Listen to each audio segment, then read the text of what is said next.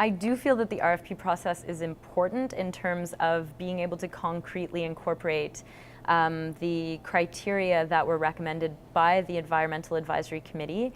That being said, I still have my doubts as to the efficacy of the RFP process in terms of fully incorporating the desires of the university community. And that's because at the end of the day, when you're dealing with the people that are signing this contract, the financial question is always the bottom line. Economic sustainability, or as Marc Gauthier phrased it to me at one point, he phrased it to me once as a matter of social sustainability, in that if the university doesn't sign an exclusivity contract, it's losing out on a massive amount of income and people could lose their jobs.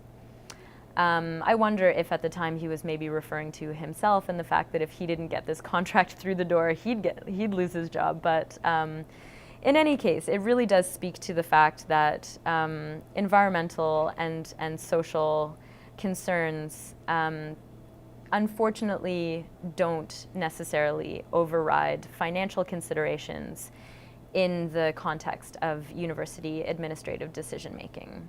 So I do believe that there needs to be a democratic, transparent, open bidding process.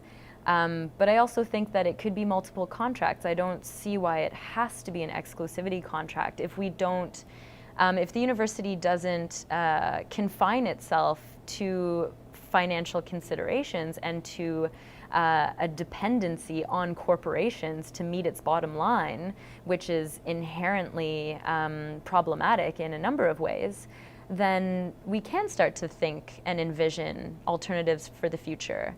But if at the end of the day it always comes down to a question of money, well then there's no way that any of these alternative producers or suppliers are going to be able to give as much money to the university as Coke or Pepsi or Nestle. So there has to be not just criteria, but a relative weighting of criteria. And one way to do that as well is to further institutionalize and entrench those values in other organizations and bodies within the university. So at the level of the Concordia Student Union, we saw that a referendum on a bottled water-free campus was a major turning point in the movement. That is what made the university say, okay, it's happening. It wouldn't have happened without that, right? So, similarly, maybe we can have a referendum that says, we don't want an exclusivity contract. I mean, that would be one way to move forward. And to do that not just at the CSU level, but at the GSU level. If the David O'Brien Center for Sustainable Enterprise came out and said, hey, there are other alternatives, they're the experts in this stuff.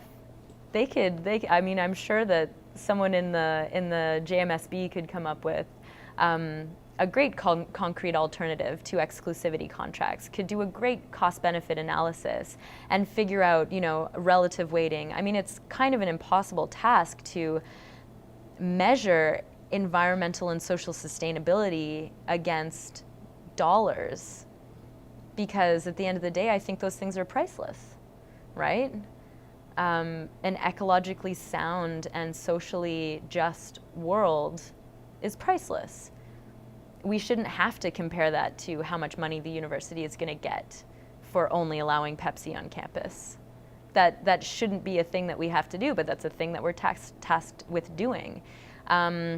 So yeah, at the end of the day, I think I'm still rather ambivalent and equal parts optimistic and disheartened, and above all, really excited to see what people come up with, because I have ideas, but I'm just one person, and I know that there are so many awesome and better ideas that people are coming up with right now. And I've been away from the university for a number of years, but I can't wait to see how this next contract negotiation plays out, and to see how students and professors and Board of Governors representatives create space for this dialogue and create space claim space more than create it, I think, is what needs to happen in this university, and what I've seen happen in this university to claim space for change.